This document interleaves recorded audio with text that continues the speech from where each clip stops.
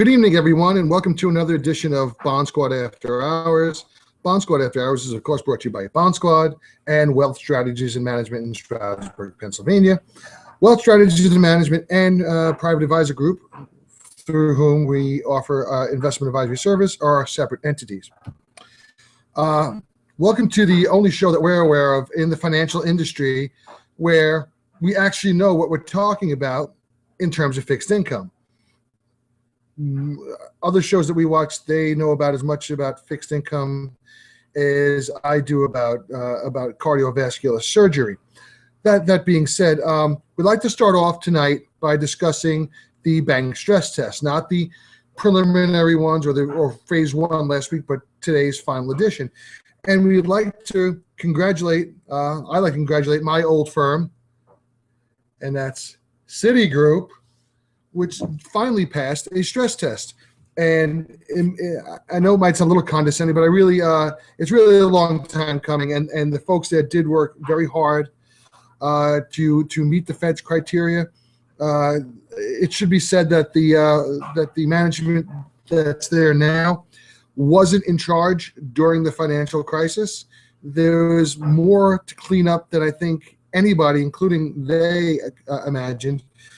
I was just a little schmo on a retail desk, but given my knowledge of mortgage-backed securities, the mortgage market, and since I read everything I can get my grubby little paws on, I knew that the things were worse than most people did. But Citi, congratulate them, especially since they did not pass the stress test last year. One heck of a job to them. Just about every bank passed. Banco Santander from Spain and Deutsche Bank from Germany did not pass the Fed stress test, not at least with their return of capital to investors plans. That's dividends, share buybacks, whatnot. And Bank of America didn't pass at first blush. They have to resubmit a plan to do so. Morgan Stanley, Goldman Sachs, and JP Morgan had to lower their shareholder-friendly plans, scaling back a bit to pass the Fed stress test, but they passed, not by a wide margin, but they passed. But this does not mean that these banks are in bad shape if they didn't pass by wide margins. Citi, again, product placement here, passed with probably what the reports say was the cleanest balance sheet. But this does not mean that these banks are poised now to go rake in tons of money. Passing the stress test does not give you a license to do business as usual. The Fed doesn't cut you slack now. All it means is that you met their doomsday scenarios for capitalization. Bit my tongue today, so my speech is not that clear, and I apologize. But what it means now, the Fed stress test will stress these banks for a really severe scenario. It's 1 year out. And they assume that the unemployment rate, the headline, not the real one, but the headline one jumps to 10%, roughly twice what it is now. And the Dow Jones Industrial Average falls to below 9,000 or to 9,000 or below, which is roughly half what it is now. They make the banks have that much capital to withstand that doomsday scenario. We can argue whether that's realistic or not. That's here nor there. Our job here at Bond Squad is not to determine what's right as far as what the Fed should do, what government regulators should do. We only care what they are doing and the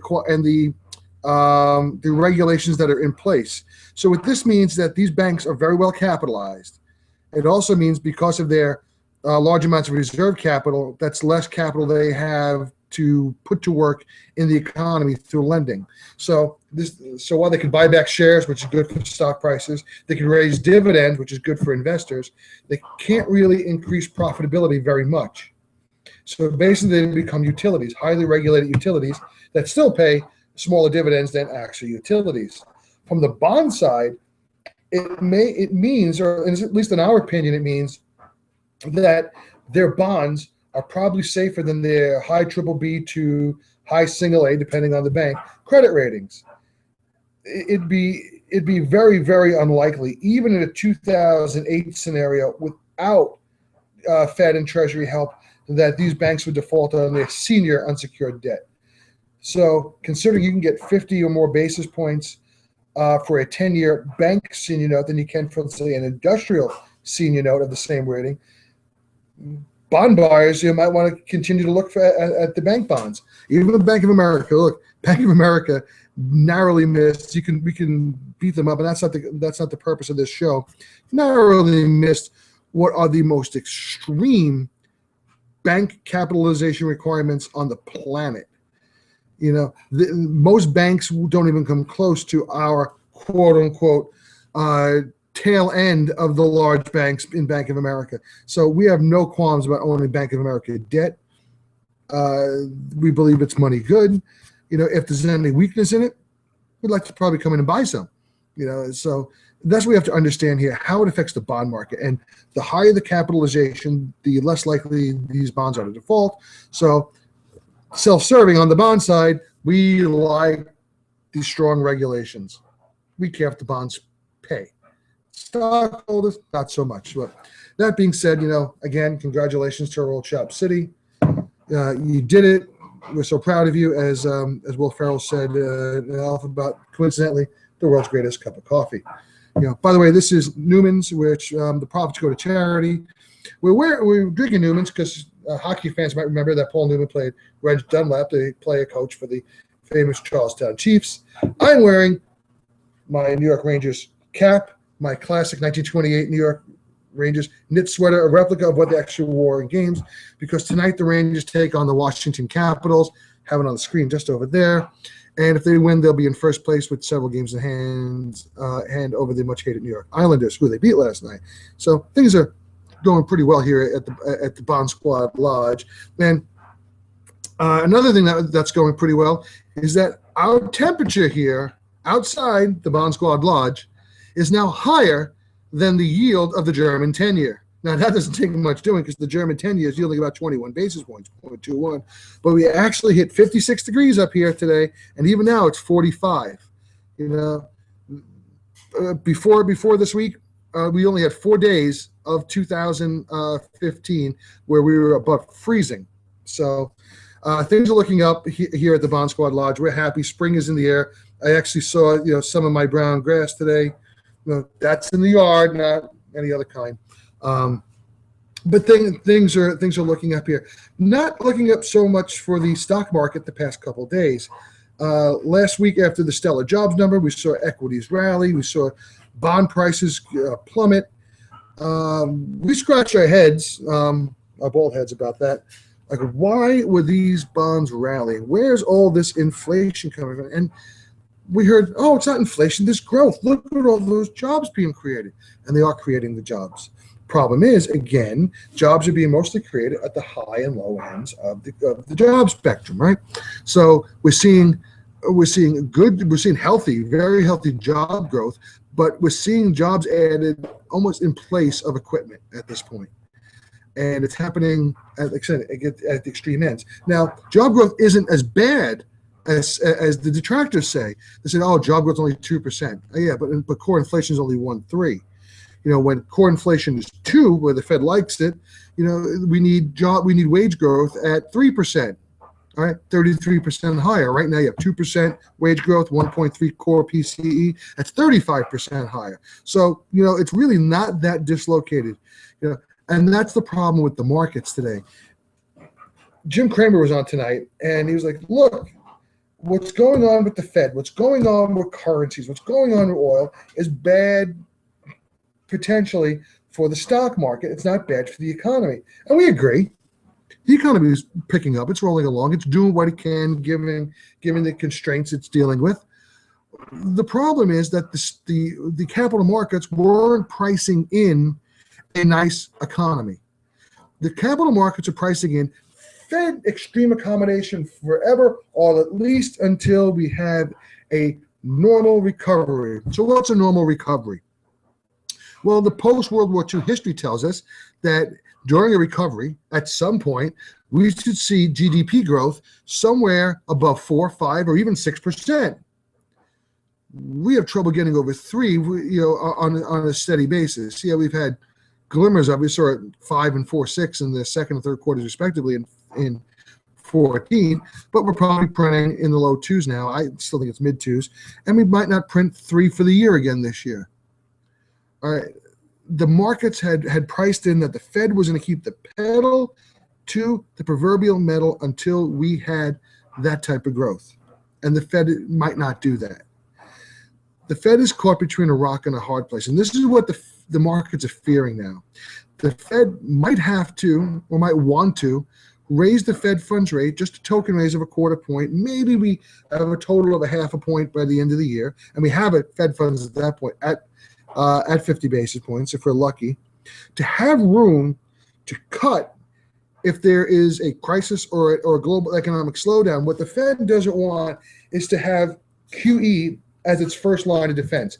It doesn't want to be in a position where there's a slowdown, it needs to stimulate the economy, and the first thing it has to do is buy bonds.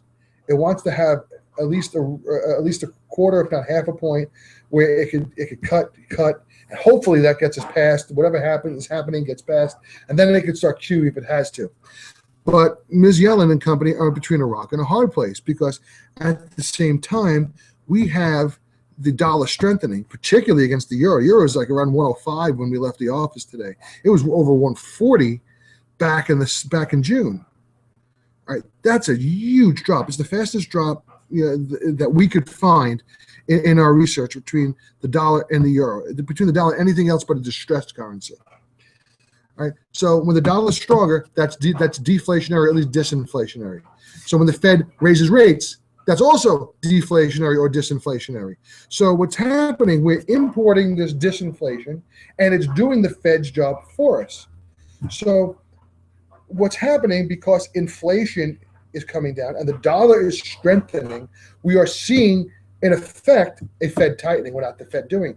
Just like with the euro dropping from over 140 to 105, the EMU, the Eurozone, is seeing, in effect, monetary policy easing even before the ECB did anything. So it's already going. So now the market's worried that Ms. Yellen is going to remove patience from the statement next week. And if that happens, they might tighten in June, and we might be dealing with a quarter point Fed funds rate. Is that really that bad? For the economy, no. The economy wouldn't even care. It wouldn't even be a speed bump.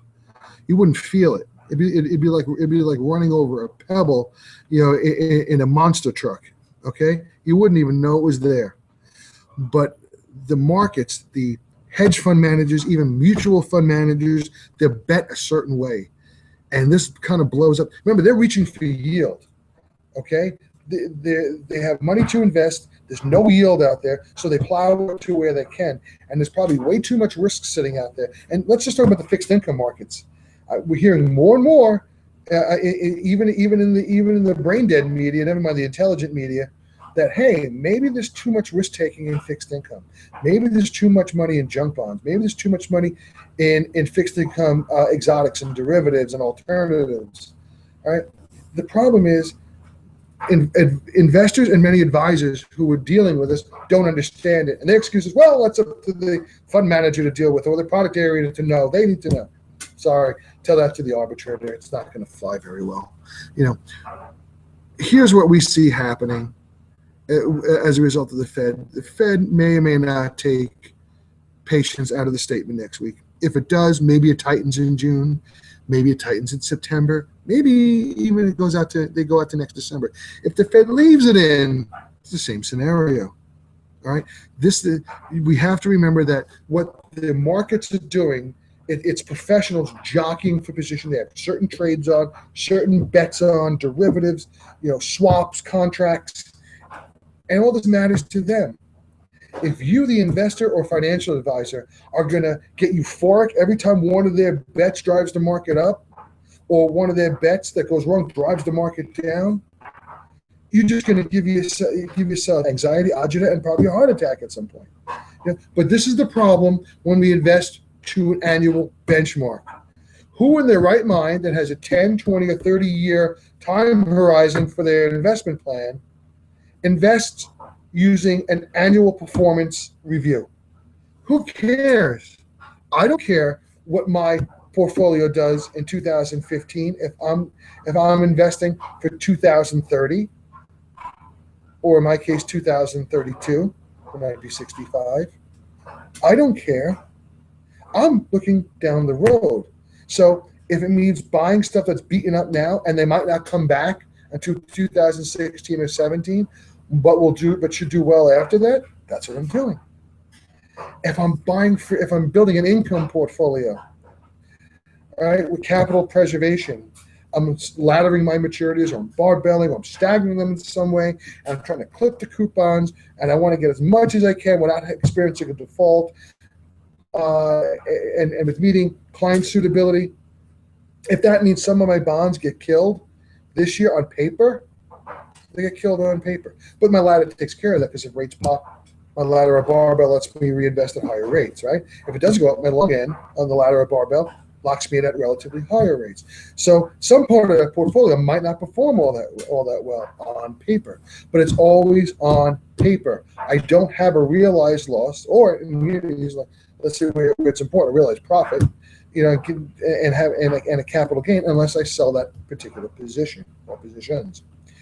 If you're in a mutual fund, other investors can sell their holdings, cause the fund manager to sell, cause you a gain or a loss that you don't want. Okay, so let's take that out. We don't need that. What's blowing people up, or not necessarily blowing them up, but what's driving them a bit mad, is that correlations have broken down. This modern portfolio theory works by diversifying assets across a variety of asset classes, and with some of them having inverse correlations to each other. Well, what happens is the Fed comes in and lowers rates. Well, what does it do to bond prices? Well, it makes bond prices go higher. As bond prices go higher, it puts bond yields lower. What that does, it forces investors to take more risk, and they start going into junk bonds and maybe even equities. So this rotation, which is not going to happen anyway. Whatever happened it's already happened. They're already in equities. Nothing to leave bonds and go to equities. It's kind of stupid, but we've said that before. All right, so it makes bond prices and stock prices go up together. They move up together. The two uncorrelated asset classes have become correlated. All right, so if the Fed removes that stimulus, what should happen in theory? Well, bond prices should fall as rates come up.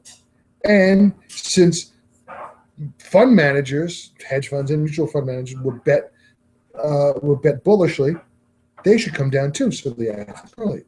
So modern portfolio theory, all the algorithms and models blow up. And already we have people scratching heads. What are we supposed to do? You can't have it both ways. Now, there's some saving grace for bondholders in that long-term rates are probably not rising very much no matter what the Fed does, except in the near term, because investors panic. The Fed's raising rates. I got to sell my bond fund. So they sell the bond fund. The fund manager sells what they can. They got to keep their portfolio, right? So they start selling long end stuff too, and knocks the 10-year up to 2.25.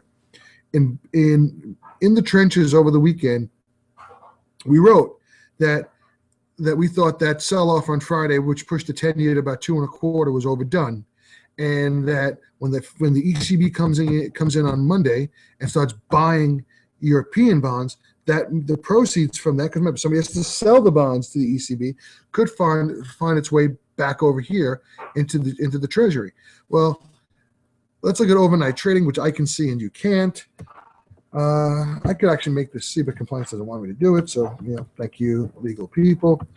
And we'll look at the 10-year. As we speak, it's at 2.102, 210. All right, 15 basis points lower. Even though the market's worried the Fed is going to raise the Fed funds rate. Okay. There's more than enough demand for bonds out there. You have foreign central banks, which bought the heck out of the 10-year today, by the way.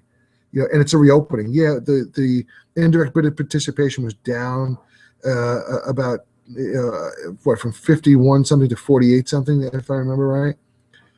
But it was a reopening of the existing issue. They already own this. They already bought this. They've been buying it all week, and they bought more. All right, there's no shortage of demand for the 10-year. There's no shortage of demand for bonds. Population ages, they want bonds, either directly or indirectly through a fund. They want bonds. The demand for bonds, especially U.S. dollar denominated bonds, is tremendous, and the strengthening dollar is not going to change that. It's going to exacerbate that. If I can get 20 basis points in Europe or 210 basis points in the U.S. and in the U.S., my currency goes up in value, or in Europe, my currency goes down in value. Well, where's that money going? It's coming to the U.S. It's sticky money. It has to be in bonds. It has to be in riskless bonds, if credit-wise. And so it goes to U.S. Treasuries. So what should happen, as we said, the yield curve should steepen. You'll get episodes where long-term rates move up and come back down. But for the most part, you're going to get a flatter curve. We're still of the opinion that eventually you're going to see a dead flat curve or an inverted curve with all yields below 3%. There's no upward pressure on that. I don't care if growth is at 2 or growth is at 6, unless we get inflation up and we have European and to a lesser extent Japanese bond yields moving higher. There's not a whole lot of impetus to push the 10-year yield higher. Okay, we should see spread compression. I think you'll see spread compression on munis, on triple B, double B corporates. The lower end junk bonds, I think, are going to have a problem. We saw spreads widen out this week. Again, the models say it should be different. The models aren't alive. They're not living in this market. They're going by what happened in the past when conditions were very different. In fact, the economy is different. It's no longer a factory economy. It's not even a service economy in the traditional sense. It's what Tal Daly from Clearbridge Advisors said last week at a dinner I was at. He looked me right across the table and said, "This is a neural economy." And by neural, it's all electronic. It's all connectivity. Okay, it's not even the traditional service economy. You're seeing it in the sales from where the money's going from gasoline savings. It's going to restaurants. It's going to healthcare because the population's aging. But it's going to streaming, internet connectivity, mobile communication. It's a different world. All right. So what happens here is you don't get the wage growth. You have more entrepreneurism at the cottage end. You do see jobs come back from overseas. So where in 2000 you had a factory that employed 1,000 U.S. workers go to Thailand where they hire 1,000 Thai workers. Now it comes back to the U.S. where they hire 200 U.S. workers and a bunch of robots. And that doesn't seem very good, but that's 200 jobs you just added that haven't existed here since the year 2000. So that's where you get job growth. But you have all these people with who don't have skills for the upper end jobs, maybe don't have the aptitude for the upper end jobs. Now they have to compete for the lower end jobs with the people who are already there, and you don't get that big boost to wage growth, and you don't get that big boost to spending. So our advice to our viewers, to our readers, is to, one, put down the model and walk away. Don't take your investment and put it in your life, your capital, and put it in a prefabricated model where you put your parameters into a computer. It spits out a solution. It doesn't know you. It doesn't know the markets. All models are backward looking. They have to be. They're based on probabilities from past data. All right, but what they don't do is they don't put it in the context. They all, we saw that during the financial crisis, right? Where these default probability models were based on AAA loans that were written in the past. Well, in the past, there were down payments, there were credit checks, there wasn't 100% or 110% financing on it. So the default probabilities were useless. They had no bearing on what was going on. Okay, so bond market reaction, equity market reaction, inflation pressures. If we look back what happened in past economies, they're useless now because it's a different ball of wax. Okay, there's not much inflation pressure. All right, so what we think is the right strategy is if you're in for income, take a little bit more duration risk than maybe your model or your advisor or your mutual fund wholesaler. God, I hate saying that. They've been telling you to take a little less credit risk than they've been telling you to. On strong days in the equity market, sell some of your positions that maybe are outside of your risk parameters because you're trying to juice returns.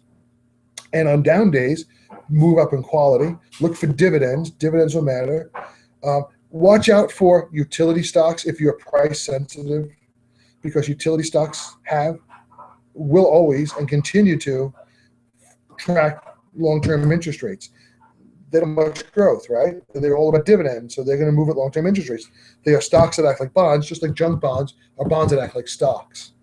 And I wish more people would listen. I wish more people watch this video. Actually, and we have more viewers, unfortunately, in replay, but they don't get it, and we get frustrated watching CNBC and reading the papers at the lack of knowledge that's out there. And it's the greater fool theory. People look up to these people because they seem to know more than they do. But so we would move up in quality. We're not so afraid of duration risk. Doesn't mean we go to the long end. The curve gets flatter after 10 or 15 years. But that's what we would be doing. We would be taking a little more duration risk, a little less credit risk, moving up in quality, watch for dividends, and hunker down a bit. Let the nervous Nellies sell out their positions. Let the bulls try to overextend themselves to maintain their NAVs. Don't be concerned with annual return unless you need the money in December. Don't worry about what it's worth this December. Invest for your future. And with that, I'll say good night. I'll be out of the office the next 2 days. We have some family things to attend to the next couple of days. I'll be working remotely next week, again, for family reasons. You can reach me on my mobile number, which is 570-234-6350. And as always, I can be contacted at my email, thomas.byrne, BYRNE, at WS, that's Whiskey Sam, the word A&D, M as in Mike.com. Be on the lookout. We are going to be posting a seminar that we're giving in Stroudsburg at the end of the month. We're going to record it and post it on the website. It's about the changing economy. And be sure to look out for more information on Bond Squad income solutions with the population aging and capital preservation income becoming more important. Rather than put all exotics, we don't know what you're getting on a given month and how much money you have on a given date. We're taking a very focused approach to build income solutions for people who need to live well in their retirement. And with the population aging and the average lifespan increasing every year, it's going to be important. You're not going to want to risk that in the markets. Risk your principal anyway. And with that, we'll wish everybody a good night. Our Rangers are on. We're winning 1-0 over the Capitals. And if you Capital fans out there, we're sorry. But let's go Rangers and have a good night. Goodbye.